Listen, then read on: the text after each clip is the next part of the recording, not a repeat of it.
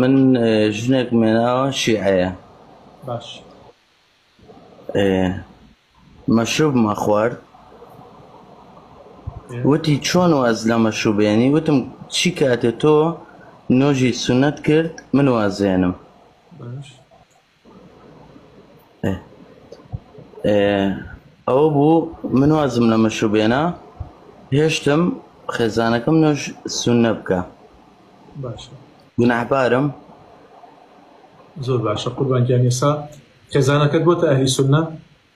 بەڵێ. یعنی ئێمە کاڵین ئەهلی سونە مەبەستمان عەقیدەکەیە. تێگەم لێت مەلا. ئێستا بۆ ئەو تەعەن نادا لە سەحابە، هاوار نابا بۆ ئیمامەکانی.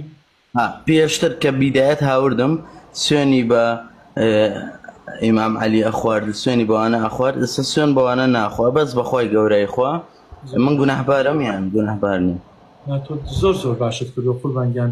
تۆ ئەبێ لەبەر خوای گەورە وازت لە مەشروبەکە هێنابێ، بەڵام هەروەکو چۆن بڵێ زەخت و من خۆم لەبەر خوا وازم لێ هێناوە، بەڵام چۆن بڵێ قانجازێکە بۆ من کە وام لە خێزانەکەم کرد. من تازە ژنمێنەوە بەیان دوو بەیانی مناڵم دێتە لە ڕێگایە بەتەمای هاتنە ئینشاءڵڵا، نابێ سوێن بۆ شتانە بخۆن. من زۆر تەسیرم لێکە کە سوێن بە مەسەن بە شتێکی بێمەعنە ئاخۆن. تێگە مەزانم کاکەگیان، ئاگام لە بیر و باوەڕیان هەیە قوربانگیان. تۆ کارێکی باشت کردووە کە وازت لەو مەشروبە هێناوە، ئەویشت هێناوەتە سەر عەقیدەیەکی بیر و باوەڕێکی جوان. یاخوا دەستان خۆش بێ و یاخوا پیر و خەڕۆ بن بەخۆشی. ئینشەڵڵا زیاتر من مشکلەکەم ئەوەیە، بەس ئەوەنەکە بزانم خۆ گوناحبار نیم.